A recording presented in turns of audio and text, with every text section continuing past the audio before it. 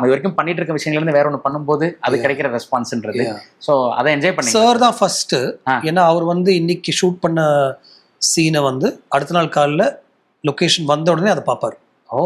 ஏன்னா on location editor இருப்பாங்க இல்லையா, அவங்க வந்து ஒரு ரஃப் அசம்பிளி மாதிரி ஒன்று பண்ணுவாங்க ஆக்சுவலாக. பட் சார் அடுத்த நாள் காலையில் வந்து அந்த ரஃப் எடிட்டர் பார்ப்பார்.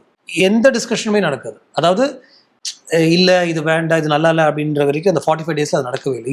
அதை பார்த்துட்டு நான் அந்த ஸ்பாட் எடிட்டர் கேட்பேன், என்ன சொன்னார்னா, சார் ஒன்றும் சொல்லலைன்னா இஸ் ஹாப்பின்னு அர்த்தம் அப்படின்ட்டு. அதனால சொல்லிட்டு எந்த டிஸ்கஷனும் நடக்கல. வந்து ஷூட்டில் அப்படியே அடுத்த நாள் அப்படியே ஷூட் போயிடுவார். ஸோ அதுதான் ஃபர்ஸ்ட் ரியாக்ஷன்.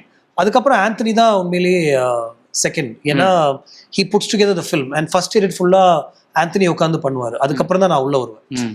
ஒரு ஃபுல் ரவுண்ட் அசெம்பிள் பண்ணதுக்கப்புறம் I will sit with him and then we will நம்ம நினச்ச மாதிரி வந்திருக்கா அப்படின்னு சொல்லுப்போ he kept reacting in a very favorable way. நல்லா இருக்கு மச்சான் நல்லா இருக்கு அப்படின்னு சொல்லிட்டு எடிட் பண்ணாரு. ரொம்ப ரசிச்சு எடிட் பண்ணாரு ஆக்சுவலாக. And Antony has fun very loud style of editing. ஒரு ஃபன்னியான விஷயம் இல்லை நல்ல விஷயம் பண்ணா மச்சா அப்படின்னு கை தட்டுவார். ஸோ நான் அவர் அங்கே உள்ள உட்காந்துருப்பேன், நான் இங்கே இருப்பேன். எதுக்காவது கை தட்டினாருன்னா ஓகே இது ஒர்க் அவுட் ஆச்சு.